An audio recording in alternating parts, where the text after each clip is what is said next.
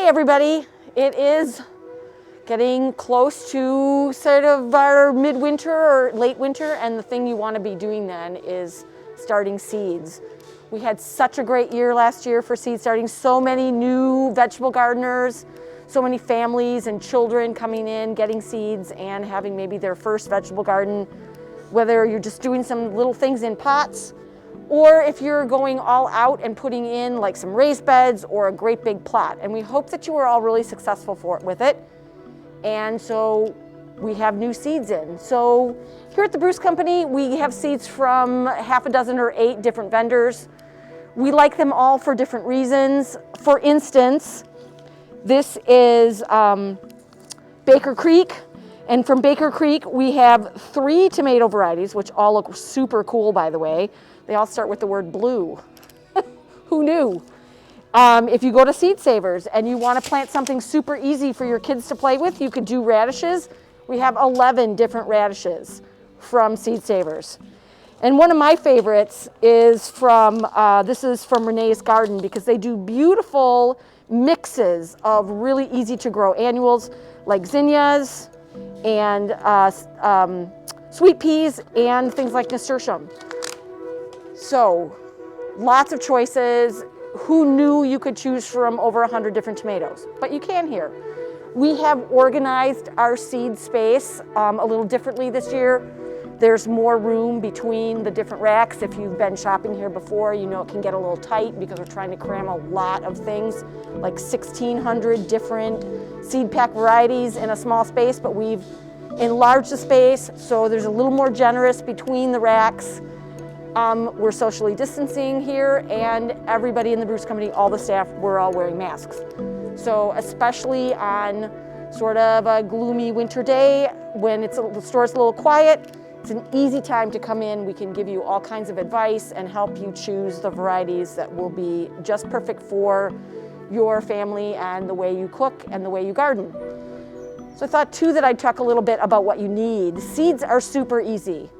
You don't need a lot of equipment. Of course you need some seeds. That would be super important. If you have seeds saved from last year, a lot of people will save their seed. If you've saved it in an area where it's kind of cool and dry, like maybe in a refrigerator in a plastic container, then you can reuse that seed for sure, but just know that the rates of germination will go down. So instead of say 95 to 100% germination rate, you might get something that's maybe a little closer to 60 to 75%. So you're going to want to sow a little more heavily than you would normally. You need, of course, some kind of container to put your seeds in. We've got all kinds of kits, so this one's especially nice. It has a tray.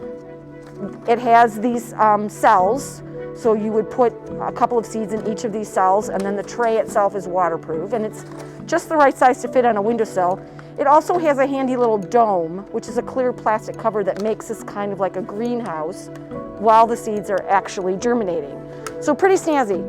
The other thing you're gonna need is seed starting mix, or sometimes called germination mix. This is really important. Seed starting mix has no soil in it. So it's really easy for seeds, those tender little roots of new seeds, to get through the mixture. It also drains really well, and it is sterile. So if you have old seed trays that you want to use, just clean them out with a little bit of bleach.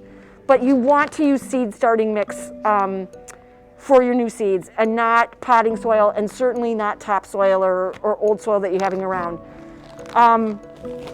Little seedlings are prone to a disease, a fungal disease called damping off, and seed germination mix really helps to fight that. So it's super easy. You're just gonna fill your packets or your cells or your flats with seed starting mix, and you're gonna sow your seeds, and you're gonna cover them a little bit, pat them down, water it. I have always found that using a spray bottle is easier than using a watering can or some other way, just because the seeds are super delicate and you don't want to wash them out of the soil. And also sometimes I've seen, you know, you have a tray of little tiny seedlings and you put a watering can in there and you get the flood and they're all tipped over.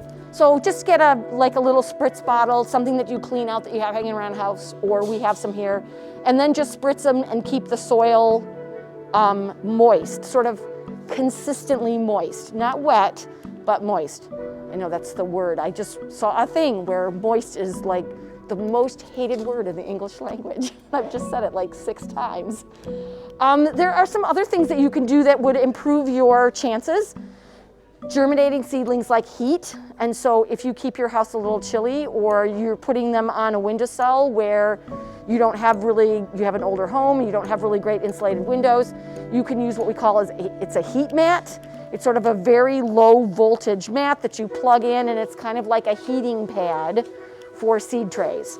And that gives a little bottom heat, keeps the potting medium a little warmer, and helps the seeds germinate faster.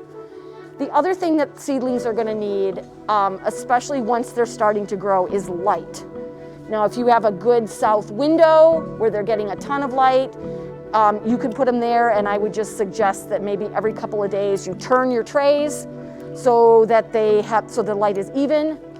But if you don't have that kind of situation, and then we have lots of different kinds of lighting options. So from floodlights to the contraptions like frames that you can hang and then put some fixtures low and kind of gradually bring them up as the seedlings get bigger. There are some things you can be starting now and some things you can't be starting now. It's a little early for things like tomatoes, but for right now you can start some of your slow growing annuals. You can certainly start bulbing onions. You can start things like anything in the brassica family, like broccoli and cabbage, that sort of thing. You can also start if you're somebody who wants to venture a little out of your comfort zone and maybe try seeding some perennials or some prairie plants. We have a really good selection of native prairie plants from a Wisconsin company in seed form. Those kinds of things you would want to start now. We also have a really snazzy handout here at the plant desk that you can pick up, and it tells you dates for when you can sow things inside and when you can sow things directly outdoors. It also has some really good information about late summer sowing, which is something that people don't do a lot, which is really fun and a good way to extend your garden, the produce that you're getting. So come on into the garden center. We would be delighted to take some time with you and help you plan your garden. If you do not want to come in, you can certainly email your seed list to our plant desk, our plant information desk, and that is plantdesk@brucecompany.com. So plantdesk@brucecompany.com, all spelled out. Be sure to include your phone number. We'll and be as specific as you can. If we have to make substitutions, let us know if that's okay. We'll go through what we've got on hand and give you a call back, and then we can take care of the transaction over the phone, and you can arrange for curbside pickup. No excuses for anybody to not be planting seeds, except, well, I don't know. I'm thinking even I am gonna try, which one did I want? Oh, blue cream berry tomato. I don't think I can get that in plants this year, so I think I'm gonna try it myself. So happy spring from all of us at the Bruce Company, and come on in and get your seeds up and going.